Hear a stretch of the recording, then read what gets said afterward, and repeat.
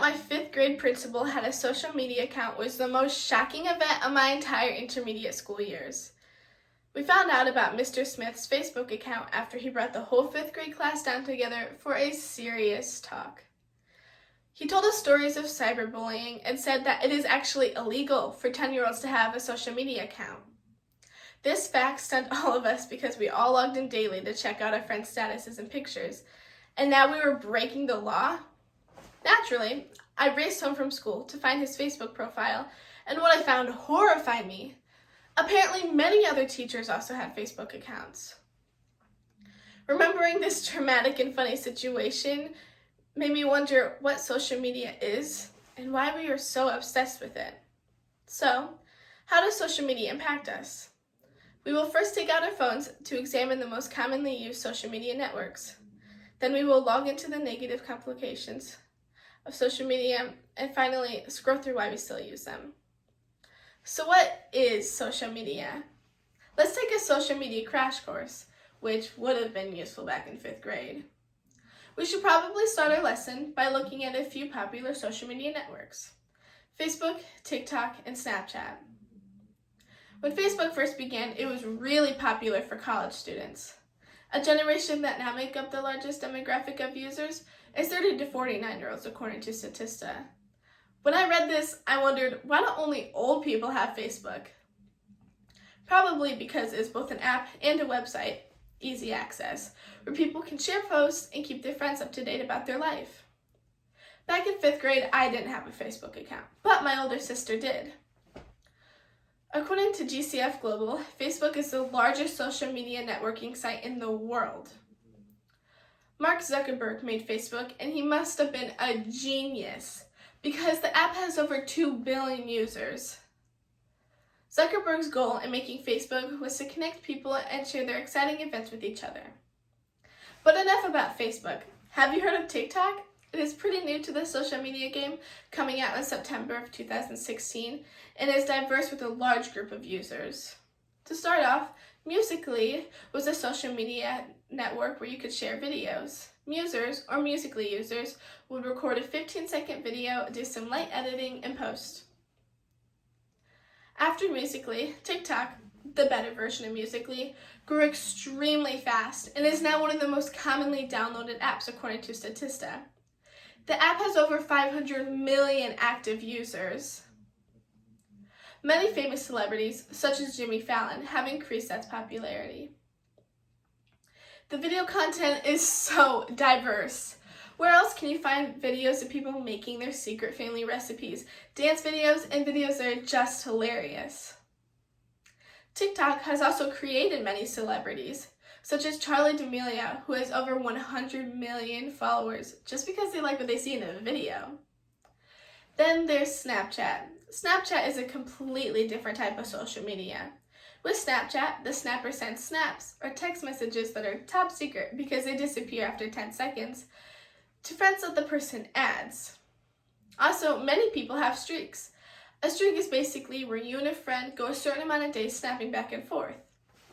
I have Snapchat, and not to brag, but my sister and I have a streak that is 1,042 days long. Also, you can post a new story. A story is basically where you post a picture or video and people who follow you can see it. The best way to explain the story is that it is very similar to a post on Facebook, but a story goes away after 24 hours. You can also call, text, video chat, or send pictures. According to Statista, the average age for Snapchat is 15 to 25-year-olds, according to Statista. During our lecture from Mr. Smith, I can remember rolling my eyes and whispering things like, "This is so dumb." I didn't believe anything that he was talking about. How could he know about social media? He was talking about all the negative implications of social media, and the whole thing just went over everyone's head. Nobody believed that all these bad things could happen on something that is so fun. As I grew up, however, I started to notice some of the negativity that he warned us about. For me, I have to admit social media has had a pretty negative impact. I can honestly say that I'm addicted to it. Hello, my name is Sarah and I am an addict. According to the Addiction Center, Psychologists estimate that about 5 to 10% of Americans suffer from a true social media addiction. Behavioral addiction is the scariest addiction in regards to social media. According to the Addiction Center, this is when a person becomes dependent on and craves something other than a drug, like social media. Studies have shown that accruing likes on a post or picture affect the brain's pleasure center to trigger the same kind of chemical reaction as using other drugs, such as cocaine. Also, social media has severely stunted young users with social skills like empathy and compassion. Unfortunately, depression rates are up 37% since the last decade for teen girls. So, why be addicted? I think that I have deleted many of my apps 4 times and re-downloaded them 5. Frankly, I'm afraid of missing out. Fear of missing out, or as we know it, FOMO, creates an anxiety and fear that others are gossiping about them on social media. This leads to teens who continuously check their phone. First thing in the morning, while at school, don't tell my teachers, hanging out with friends, eating, and even before going to bed. It's hard not to think about it all day for many of us. Comparison on social media is huge, and not only for others, but for myself. A study from the University of Pittsburgh says that if teens' social media usage is higher, then their body image will actually be worse. There are 2 different types of comparison.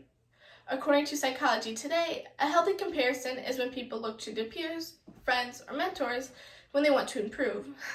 This takes discipline, however, because there's also an unhealthy comparison. An unhealthy comparison is when people make the mistake of comparing themselves to paragons of others, according to Psychology Today.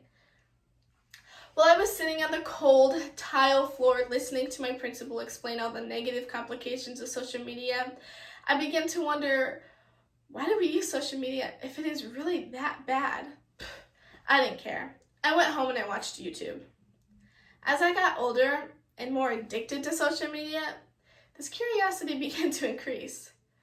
Zooming into why we use social media sites, we can see that it has the same look as using drugs. When being addicted to social media, mood modifications, salient, and withdrawal symptoms are common. Studies have shown that when using drugs, it produces the same circuit as recreational drugs to keep consumers using their products. Neuroscientists have compared social media to a syringe being directly injected into the brain's reward system. Also, your brain has a negativity bias, which is where your brain is attracted to negative news or events. When I read this, I was totally weirded out because I thought my brain was attracted to positive news. I guess not. Our brains are attracted to negative news or events because of evolution. Back in the olden days when people would gather berries and hunt animals, the negative events, such as being killed by a bear, was a matter of life and death. This was then carried through generations until it got to our generation.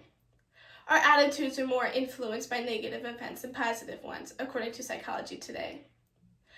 While my principal was telling the whole 5th grade about the negativity on social media, I don't think he understood what an influence his information would have. Facebook, TikTok, and Snapchat are a significant part of our lifestyle now. And even with all the negativity, there's still a lot of good. Social media sites help official agencies and experts in delivering crucial news fast. And I don't know about you, but I love sharing things with my family, especially funny TikToks. If there is something going on in the world, such as a global pandemic, sharing through social media is the fastest way to reach a large group of family and friends. Last thing I want to share is to never take advice from your 5th grade principal. Take it from me.